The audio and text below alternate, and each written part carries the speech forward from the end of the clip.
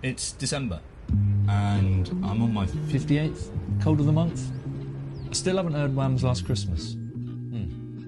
It's also crucially cosy season. Sit on a beanbag, listen to a record season. There's nothing playing though. Just look good.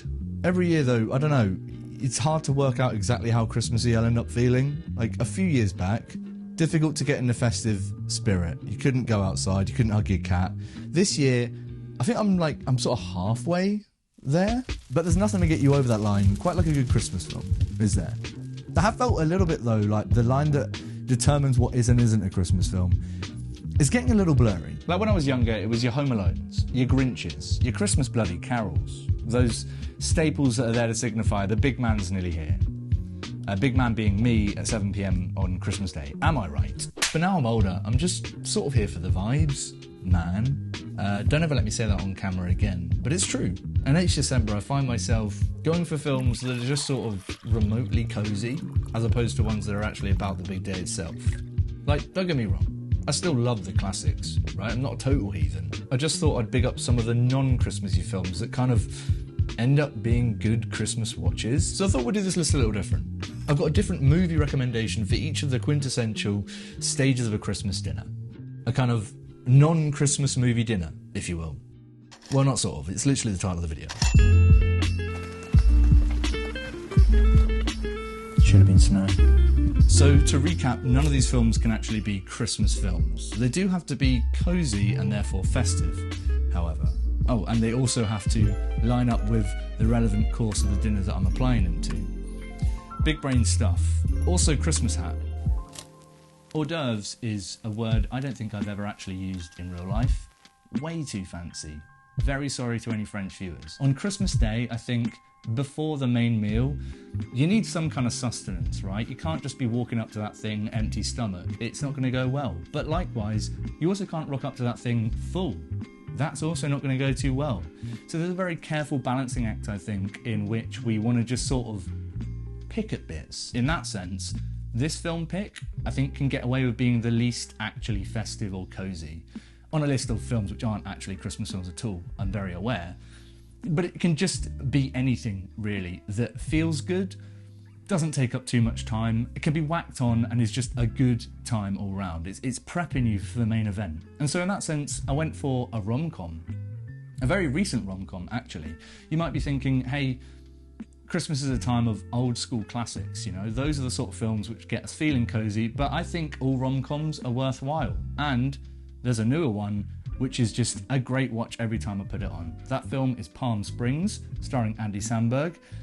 God, it's good. It's so good. Incredibly not festive, because it is set in the desert, where there is notoriously no snow and no Christmas vibes at all. But it is a film which feels like a margarita. It feels like a selection of drinks and party food that you can just munch on, have a great time, finish with, and be ready for the rest of the day. Palm Springs is my hors d'oeuvre. Very good. I just want to go watch it now, to be honest. The starter.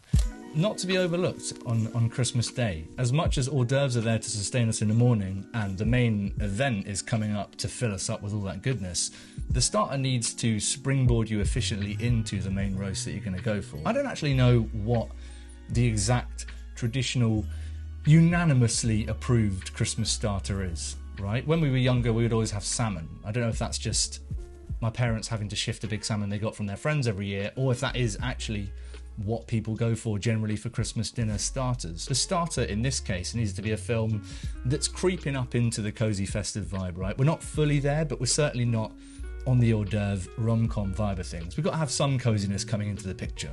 So I've gone for David Fincher's Girl with the Dragon Tattoo, the remake of the Scandinavian original.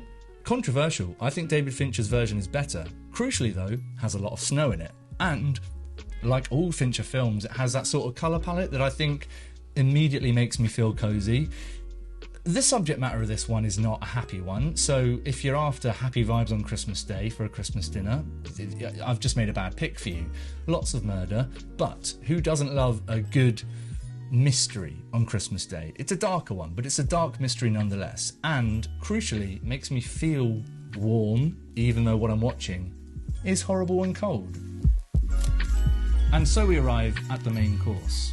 The main course of courses. Christmas dinner, listen, it's got a special place in my heart. There's nothing quite like a Christmas roast, and I'm not entirely sure exactly what it is that makes it hit so much better than a roast any other time of year.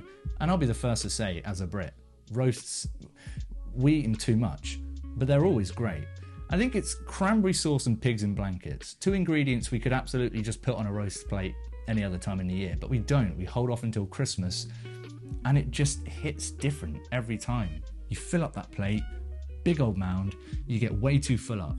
As such, this pick has to be the most cozy, the most festive of all of these picks.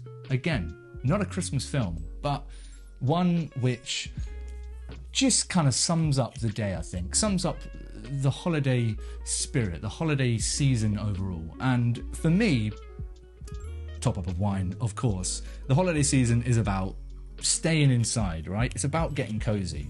I like going on walks, but inside's where it's at. You know, it's cold outside. I ain't got time for that. Makes my skin feel weird. Phantom Thread by Paul Thomas Anderson is perhaps the most cozy indoors in the winter season film you could go for, and it's my pick for main course. You might be thinking, Stu, this is a Paul Thomas Anderson film about a toxic love story. You are right. Obviously, it's not the pick for Christmas films, but crucially, it has the winter vibe absolutely down to a T. The Paul Thomas Anderson cinematography here. Nothing makes me cozy like this. It feels in a very similar vein to Carol, which is probably my actual favourite Christmas film to put on over Christmas. But of course it's not in the list, because whether you like it or not, Carol is a Christmas film. So I sort of thought, what is the most Carol vibe film that isn't a Christmas film? Phantom Thread comes up every time. It's not as warm as Carol. It's got a distinctly cold feel to it, but I think that is it. That's the cozy, festive feeling that I'm always chasing over Christmas. It's a great watch. This is the toughest part of Christmas Day for me. And I think anyone. In fact, anyone that says that dessert isn't the toughest part of Christmas Day maybe died at Christmas dinner. I don't know. Because the lethargic food coma that comes after any Christmas dinner, it's tough. And it's not quite like any other food coma in the year, you know? And so the dessert pick for a film here needs to be one which could do one of two things. Either you want to sort of lean into the skid, as it were. You want to pick a film which you can drift in and out of. Maybe one you've seen plenty of times before. Maybe a classic. Or you go the other way. The way which I tend to prefer going, which is we've got to keep this party going, right? There's no time for naps on Christmas Day. You want a film which keeps people on their edge of their seat, right? Keeps people thinking, I don't want to nap because I don't want to miss any of this goodness. Knives Out is that film. Listen, some people might actually just say this is a Christmas film, but I don't think it does deal with Christmas off the top of my head. I may be wrong. It does crucially have sweaters. And as we all know, sweaters are the quintessential part of Christmas. As much a part of Christmas as any of the other quintessential parts of Christmas I've already mentioned in this video. Chris Evans wears a good one. Knitted white. Very good. Very tasteful, I think. And that's the best thing I think about Knives Out in terms of it being a Christmas film, a festive film. It's a tasteful festive film. A murder mystery. We've already had one on the list. And where David Fincher's was a darker, colder murder mystery, this one is fun. It's a family affair. I think it keeps people guessing, and even if you've seen it before, there's a lot of new things to pick up when you watch it. And I'll say it also caters to those that do actually want to nap on Christmas. You know, if you've seen it before, you can drift out, you can come back in. If you haven't seen it before and you do fall asleep, don't talk to me anymore. But I think it's one that does cover all the bases. Murder, sweaters, people drinking from mugs in their final shot. What more could you want from a Christmas film? Knives Out has become a go-to watch every Christmas for me. I'll come clean about something. I used to not be a big fan of mince pies. Mince? In a pie? I don't bloody think so. Is probably what younger me would have said. But I'll be the first to admit when I'm wrong. And listen, I was very wrong about mince pies. They are just delicious. Incredible little parcels of festive goodness. Can't really believe I ever disliked them, to be honest. I never want to stop eating them. But you can't really have a full course of mince pies, so consider this a bonus addition to the video. They're sort of like a classic of the Christmas festive period, right? So the film to go with them has to be a classic in its own right as well. There's only really one director that comes to mind, Mr. Spielberg himself. Which one, though? Honestly, which, I don't know. I've sort of been thinking about this one, and I think I could put about 15 different Spielberg films here as a classic watch over Christmas. But I think the coziest one for me, it's got to be E.T. I don't know exactly what it is, but it's just got to be E.T. Maybe it's the dark night vibe, going in the woods, cycling down the road. Maybe it's the weird alien. It's not the weird alien, is it? It's not a very festive thing. And that is it. 5 courses, 5 films. None of which are actually Christmas films, but all of which are cosy and festive in their own individual ways, let's say. But I want to know what your guys' picks are for each of the courses I set out in the video. Let me know down there and we'll have a little chat.